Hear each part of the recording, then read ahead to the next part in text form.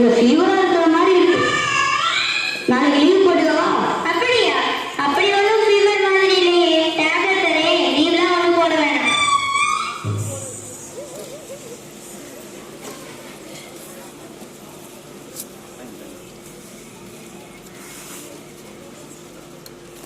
Ma'am, நீங்க வர சொல்லியிருந்தீங்க.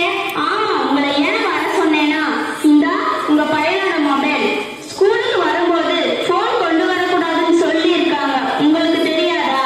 இல்ல மேம், ஏதோ கூகுள் மீட் கிளாஸ் எடுப்பாங்க.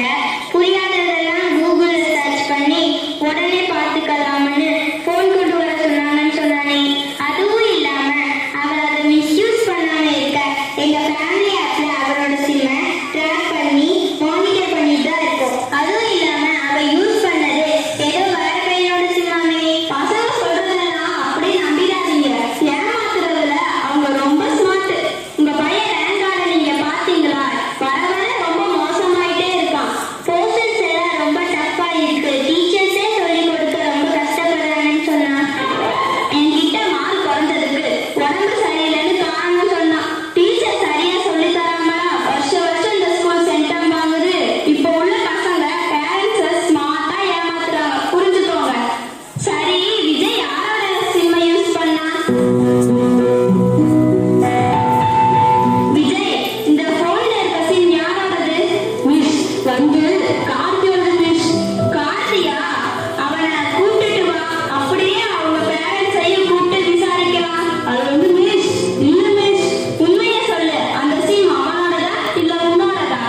அது அது என்னோடதான் மிஸ். சாரி மிஸ், தெரியாம. ஏன் போய் சொன்ன? இங்க பாரு விஜய், இந்த ஸ்கூல்ல படிப்பு மட்டும் முக்கியம் இல்ல, ஒழுக்கமும் நேர்மையும் தான் முக்கியம். தப்பு பண்றது சகஜமானதுதான்.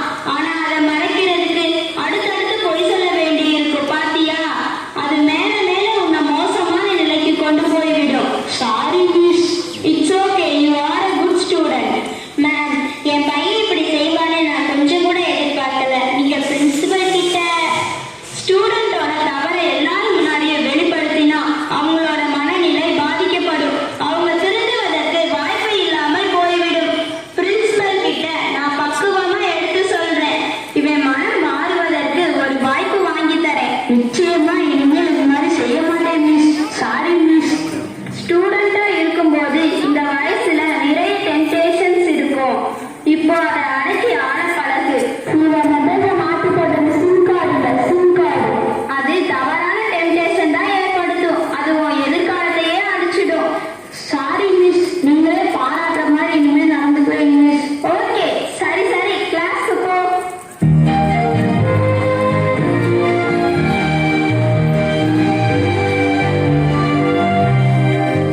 மன்னிச்சிருங்கம்மா, இனிமே இப்படி செய்ய மாட்டேம்மா. உங்ககிட்டயே போய் சொல்லிட்டேன். அம்மா, எனக்கு அவமானமா இருக்குமா. இனிமே உங்களோட வார்த்தையை மீற மாட்டேம்மா. உன்னை நான் நம்புறேன்டா. இனிமே தப்பு பண்ணாத. அப்படி பண்ணாலும் அதை சுட்டி காட்டும் போது அதை மறைக்க நினைக்காத. வாழ்க்கையில இது ஒரு பாடமா நினைச்சுக்கோ. இந்தா உன் phone. இல்லம்மா, செல்போன் வேண்டாம். விஜய், நான் உன்னை நம்புறேன்டா. கவனத்தை செதற விடாம கிளாஸ் ரூம்ல பாடத்தை கவனிச்சாலே போதுமா. செல்போன் இன்டர்நெட் எல்லாம் தேவைப்படாது. இதை உங்களுக்கு நிரூபிச்சு காட்டுறேன். ஓகேவா? இனி நானே சம்பாதிச்சுதான் போன் வாங்குவேன்.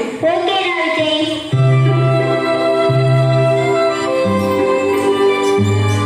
ஏம்மா, எப்ப பார்த்தாலும் விஜய் சுவாமியே செக் பண்ணிட்டு இருக்கே. அவன் நல்ல பையன் தாம்மா. ஆமாங்க, அவன் நல்ல பையன்தான். அவன் நான் சம்பாதிச்சு மொபைலை வாங்கிக்கிறேன், இப்ப எனக்கு மொபைல் வேண்டாம்னு சொல்லிட்டு போறான்.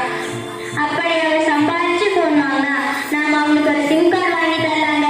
ஓகே, ஃபேன்சி நம்பரை வாங்கி கொடுத்துடலாம். சரியா?